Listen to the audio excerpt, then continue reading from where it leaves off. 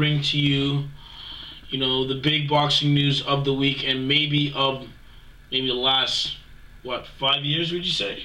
I'd say a little longer. It's been a long time since boxing's been on cable television. Yes. For the public to see, not just the high-paying providers for HBO and Showtime. Exactly. So this week, Al Haymon, the man behind boxing, Al Haymon, inked a deal with NBC for, what were the figures? It was 20 dates for this coming year, 11 of them on NBC, 9 of them on NBC Sports, and it was 20 dates for $24 million that he is paying. I'm going to add that NBC pays the rights for hockey, for leagues like ESPN does, for the NFL, the CFL, NFL, NHL, Major League Baseball. They have to pay.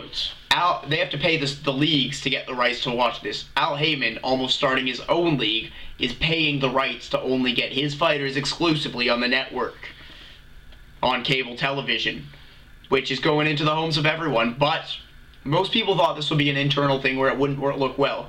It can still go that route. There's 20 dates, but the first 2 dates, every boxing fan should be smiling with, and everyone should be happy that this is going to the homes of everyone in America, everyone in Canada, and probably mostly around the world, because the first date we have your man, one-time Thurman. One-time.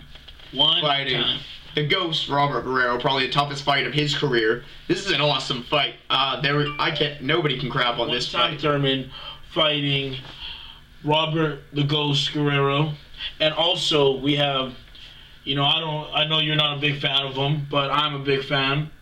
Adrien the Problem Broner. I'm a fan of the guy he's fighting, John Molina, Mr. Comeback. He is coming off 2 losses, now 27-5, 22 knockouts. One of them was a decision loss on the Mayweather-Maidana rematch undercard to Humberto Soto, and the other one was Fight of the Year, Trade-em knockdown brawl with Lucas Matisse. If you haven't seen it, find it, watch it. This is what Adrien Broner is. Blood and guts is what he's up against, and I don't think coming off 2 losses is even a concern or a worry to a guy like a John Molina. Very true, very true. Underskilled compared to Broner, but he's a guy that likes to fight, and he's one that's in it till the very end. He's a guy that gets the 10th, 12th round knockouts. He's a guy that's losing every minute of the fight to guys like Mickey Bay, Hank Lundy.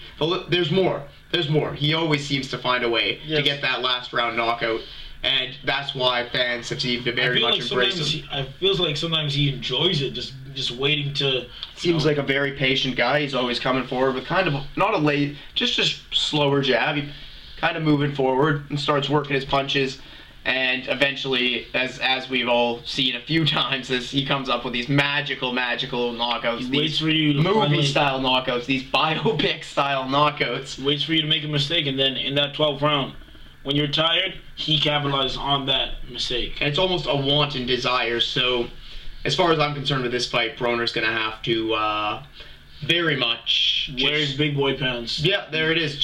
He's going to have to want it just as much as his opponent, which I don't think he's had to do in a long time. Yeah. Finally, the next date that they announced, thrilled to see as well, is unification. Danny Garcia, who had a horrible 2014 with his opponent choices. That's an understatement. Fighting when you're supposed to be the best guy in the division, don't be fighting guys that are ranked 84th or whatever they are. That's of course talking injustice. About Mike Salka. Come on, please. In a non-title fight. Let's not see that again, please. Let's not see that. Let's not see another loss to Mauricio Herrera. Danny didn't have a good year after he came off in an awesome 2013. You were thinking, okay, this guy could 2013 or 2012 had an awesome year with the fights with Matisse, Amir Khan, Eric Morales, and then completely crapped on absolutely everything that he put forth going into that year with his 2014 campaign. Goose egg. After 2013 doing all this damage, in 2014 just going in, losing to Mauricio Herrera, and then taking a step back in the end. Oh no! Instead of going in against another guy, rematching him, proving himself. But he did get the decision. I mean, he might have. He probably. Oh, I remember that fight. That was when this American kid with Puerto Rican descent had his first fight in Puerto Rico, and he decided to do the I'm Puerto Rican campaign, and he loses in Puerto Rico, and they give him the decision. Yep. So, hey, anyway, it's always good to have the judges on your side, right? So if he does, and then he followed it up, Rod Salka. So let's not talk about it. All right, we're hoping for a great year. He's unifying. He's got 2 of the belts, and he's got the lineal championship at 140, and he will be defending and unifying. He's got the WBC, WBA. He'll be unifying with IBF Lamont Peterson, a guy that beat Amir Khan while he tested positive for steroids to get that belt. Yes. Didn't get to keep the WBA belt that Danny Garcia ended up beating Khan for, and he's had a bit of disappointments. He had a non-title fight with Matisse that he got stopped in the second round, but he had a good fight with Dirigine recently and defended his title. So he's a guy that's going to want to do something. And again, they're putting the spotlight on these guys as that champions versus champions. What more can you want from on champions versus champions on free TV? What more do you want? Exactly. This is a great deal. Doesn't get so any better. far.